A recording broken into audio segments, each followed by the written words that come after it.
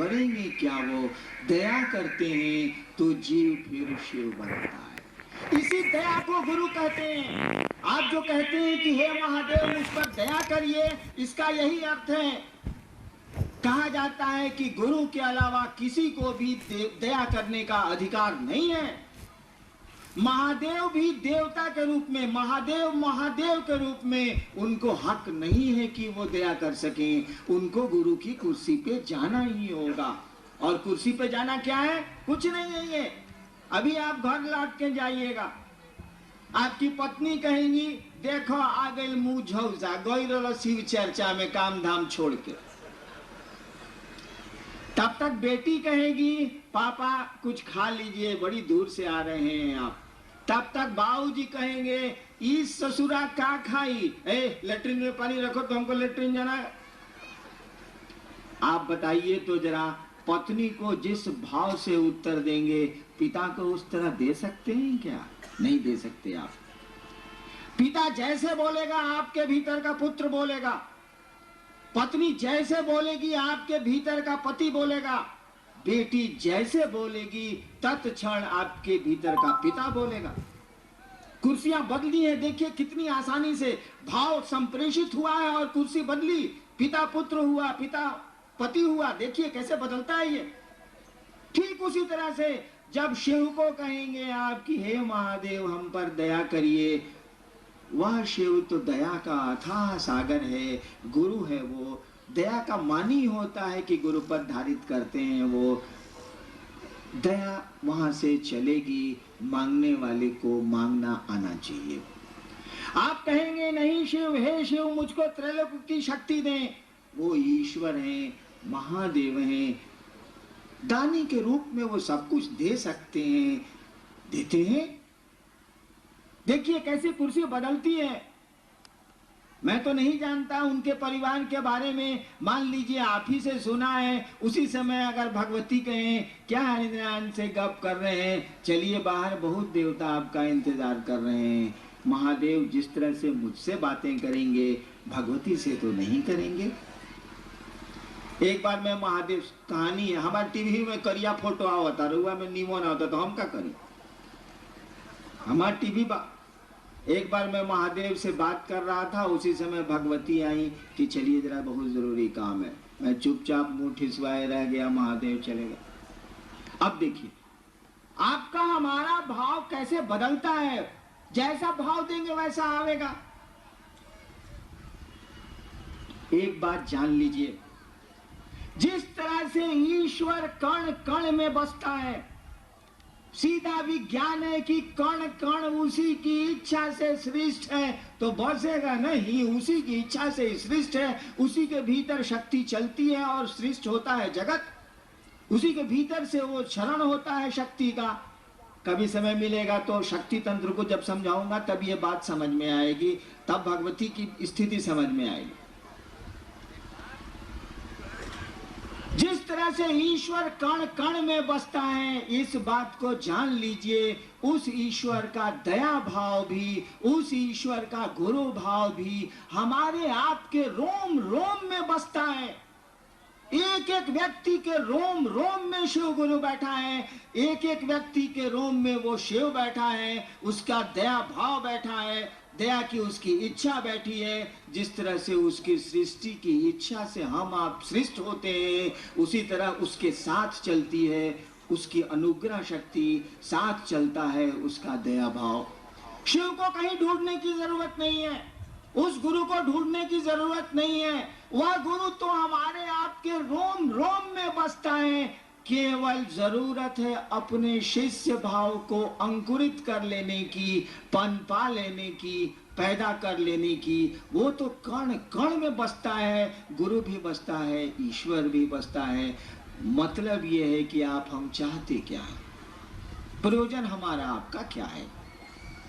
जैसा हमारा आपका भाव होगा वैसे परिणाम आवेंगे।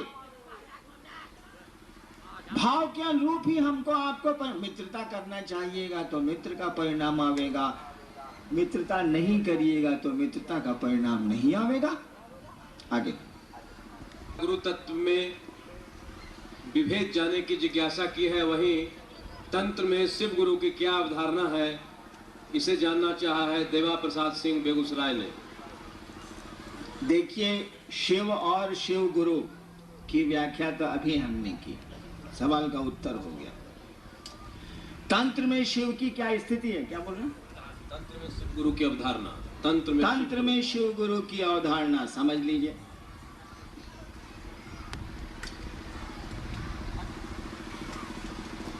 तंत्र शब्द का अर्थ क्या होता है? देखिए, आपने शिव को गुरु माना है, नहीं भी माना है तो हम आप आदमी हैं। अपनी बुद्धि का हमको आपको प्रयोग करना चाहिए। कपड़ा कीने जाइले हमनी का तो कहिले कि 2 रुपया घटावा हो। 5 रुपये 50 रुपये के सौदे में तो हम लोग सौदेबाजी करते हैं, और जहां ईश्वर की बात है, गुरु की बात है, थोड़ा भी ध्यान नहीं देते। पूजा की बात है, हम तो विचारते ही नहीं कि शिवलिंग पर जल चढ़ाएंगे तो होगा क्या। हम तो विचारते ही नहीं कि नमः शिवाय का जप करते हैं तो क्या होना, नहीं विचारते हैं हम लोग। बाबूजी कहले बारे तो नमः शिवाय, ओम नमः शिवाय के जप करतनी, लोग हमरा के बतौले बात तो करतनी। इसको उलट के बोलूंगा तो खराब लग जाए। जो जो कहेगा सो करिएगा हम, कि अपनी बुद्धि का हम लोग प्रयोग करते हैं, नहीं विचारते हम लोग। क्यों नहीं विचारते? इसका महत्व नहीं समझते। कपड़े का महत्व समझते हैं, पैसे का महत्व समझते हैं, लेकिन पूजा पाठ का कोई महत्व नहीं समझते। रूटीन वे में करते हैं, करना है, लोगों ने सिखला दिया है तो करते हैं। जानते हैं, मैं आपको बताऊं, मैंने जब शिव को गुरु माना था और शिव से जब मुझको कोई परिणाम नहीं आ रहे थे, मैं किससे कहने जाता, बताइए तो जरा। कोई तो नहीं था। मेरे मन ने यही आरा गांगी श्मशान में 1974 में ये तय किया था कि गुरु भगवान होते हैं तो भगवान गुरु काहे नहीं है। मैं भगवान शिव को समझता था, मैंने शिव को गुरु मान लिया। मैं तो नहीं जानता था कि महादेव गुरु होते हैं, मुझको नहीं पता था, न किताबों में पढ़ा था न किसी से सुना था। मैं किससे पूछने जाता, कौन मेरी बात सुनता?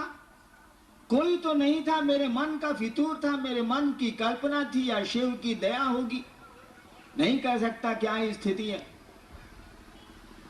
आज तो पकड़ते हैं हरिंद्रानंद को, आप तो पकड़ते हैं रामविलास सिंह को, आप तो पकड़ते हैं दूसरे गुरु भाइयों को कि महादेव के गुरु मलना 2 महीना हो गई, हमरा कुछ नहीं के बुझात। बताई तो हम केकरा के पकड़ती 1974 75 से लेके 82 तक।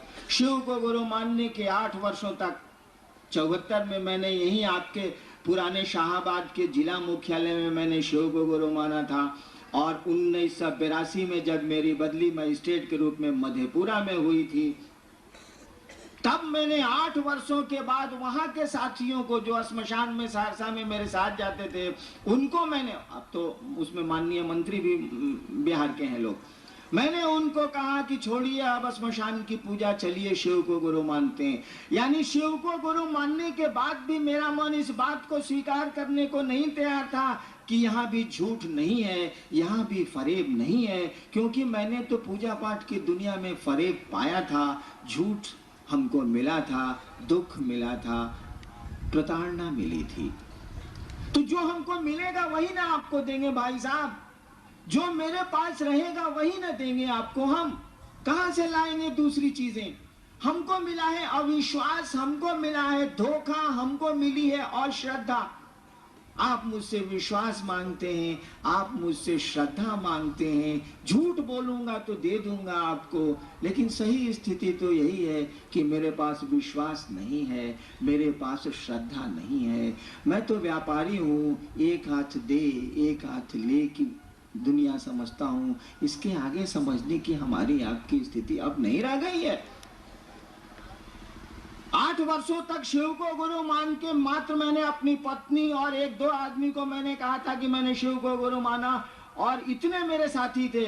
बचपन से पूजा पाठ की दुनिया से जुड़ा हूं, कितने साथी होंगे अभी, किसी को मैंने नहीं कहा कि मैंने शिव को गुरु माना। जो मेरे साथ श्मशान जाते थे, जब मैं मजिस्ट्रेट हुआ छपरा में तो वहाँ के हेड ऑफ डिपार्टमेंट थे शशिभूषण वर्मा साहब। बचपन में मैं उनके साथ जमालपुर की घाटियों में साधना करता था, वहीं वो हेड थे और मैं वहीं डिप्टी कलेक्टर होके गया था। 1978 की बात है ये।